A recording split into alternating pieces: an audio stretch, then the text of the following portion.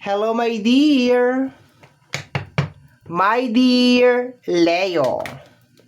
Welcome back sa ating YouTube channel. My name is RJ, your tarot card reader. At ang gagawin po natin ngayon is yung ating daily reading para po ito sa araw ng June 24, 2026. Titingnan po natin kung anong mga eksena, kaganapan at kung ano-ano pa na maaari mong makasalubong sa araw na ito. Pero before po tayo mag-proceed sa ating reading or bago po tayo mag-umpisa ng ating reading, kukunin ko muna itong pagkakataon na ito, my dear, na magpasalamat. Maraming salamat po sa ating mga abangers, sa mga walang sawang naghihintay at nag-aabang ng kanilang mga readings. Thank you very much. Gusto ko rin pong pasalamatan yung ating mga bagong subscribers. Hello my dear, welcome po sa ating channel. I hope na mag-enjoy po kayo dito sa ating channel at mahanap nyo po dito sa ating channel kung ano man po ang inyong hinahanap sa inyong buhay.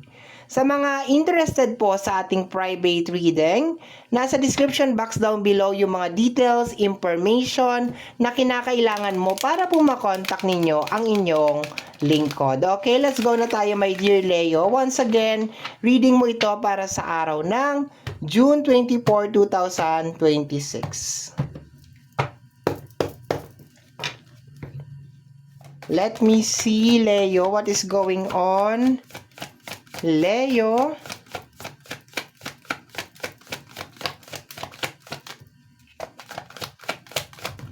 Okay, we have here the Six of Sword and the Queen of Wands. Okay. So sa card na to, my dear, ang nakukuha ko is dahan-dahan kang nagpapatuloy sa buhay. Ibig sabihin ngayong araw na to is pinipilit mong maging kalmado sa abot na makakaya mo. Pinipilit mo, my dear, na tapusin kung ano yung mga bagay na dapat tapusin at umpisahan yung mga bagay na dapat umpisahan.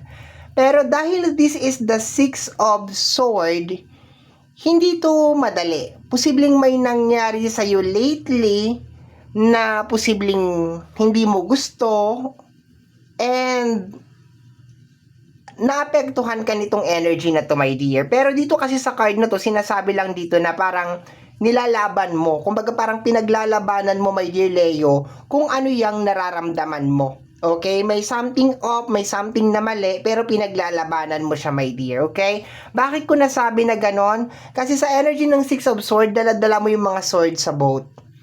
Ibig sabihin, yung sakit, yung kirot, nandyan pa rin.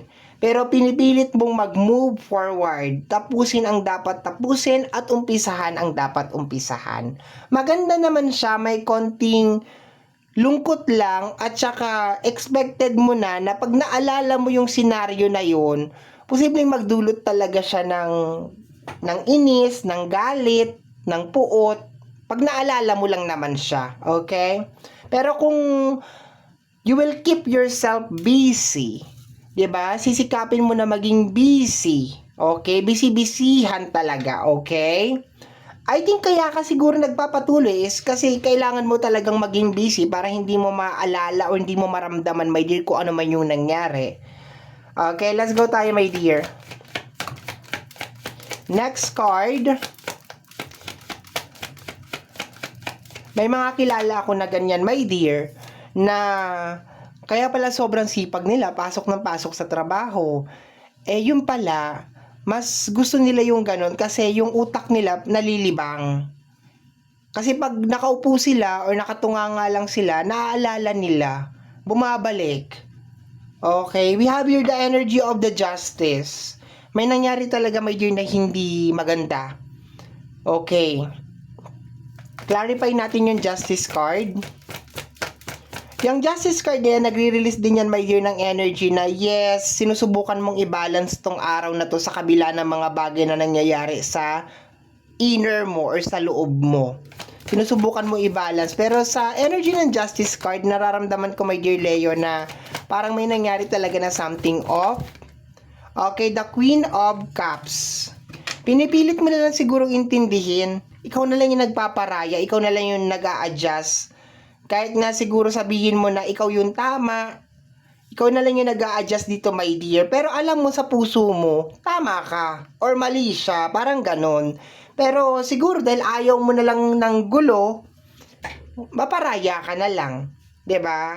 Mag-move forward ka na lang. Pero kagaya nga po ng sinabi ko kanina, may malaking posibilidad na pag naalala mo tong senaryo na to, talaga magdudulot talaga to ng inis. Kasi nararamdaman ko, my dear, alam mo sa puso mo na tama ka. Parang may nangyaring alitan yata o hindi pagkakaunawaan na parang nadihado ka, my dear, or parang mas pinili mo na lang na magparaya, umunawa, magpakumbaba. Yun ang nakukuha ko, my dear. Ikaw na lang siguro yung lumayo, ikaw na lang yung umiwas.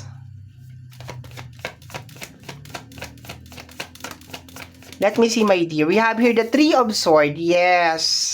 Totoo nga. May Three of Swords. So, meron ka talagang dinadala-dala, my dear, over here. Pinipilit mo talagang intindihin. Pinipilit mo talagang intindihin, unawain. Baka for some of you, baka sinasabi mo sa utak mo ngayon, baka may kasalanan naman talaga ako. Parang ganun, parang inaano mo yung sarili mo, kinukonvince mo yung sarili mo na okay lang na nangyari yun. Pero merong part, my dear, ng sarili mo na sinasabi na ay hindi okay yun. Merong part ng pagkatao mo, ng personality mo na sinisigaw na hindi okay yun, hindi mo deserve yun. Ang ginagawa mo ngayong araw na to, sinusubukan mo munang itabi yun, igilid yun, and sinusubukan mong i-priority yung mga dapat talagang i-priority. Pero may something inside you. May nangyayari inside you. Next card. We have here the energy of the Page of Cups. Yes, you're trying to control your emotion, my dear. You're trying to control your emotion. Okay. Ang nagustuhan ko lang sa reading natin, my dear, is hindi mo piniling magpakalugmok sa kung ano man yung sitwasyon na yon, kung ano man yung eksena na yon, hindi mo piniling magpakalugmok. Mas pinili mong bumangon, mag-umpisa ulit, ganon.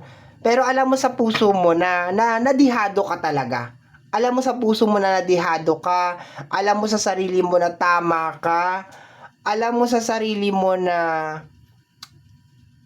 dapat meron kang ginawa eh. Parang ganon. Yung para bang ngayon mo nare-realize na, dapat meron akong ginawa eh.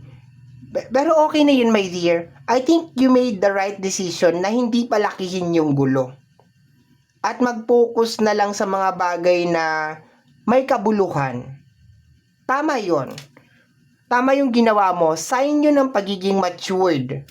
Pagiging matured na human being. You are a matured human being, okay? Kasi mas pinili mo na manahimik eh. Pwede ka naman mag-ingay, pwede mo naman palakihin yung gulo. Okay, we have here the Seven of Pentacles. This is energy of expectation. Pero meron pa rin side sa puso mo, my dear, na iniisip mo na parang magiging okay din to. I think kaya mo siguro, my dear, hindi pinalaki yung gulo kasi ayaw mo na mahirapan ka or mahirapan kayong dalawa na buuhin ulit kung ano man tong bagay na to.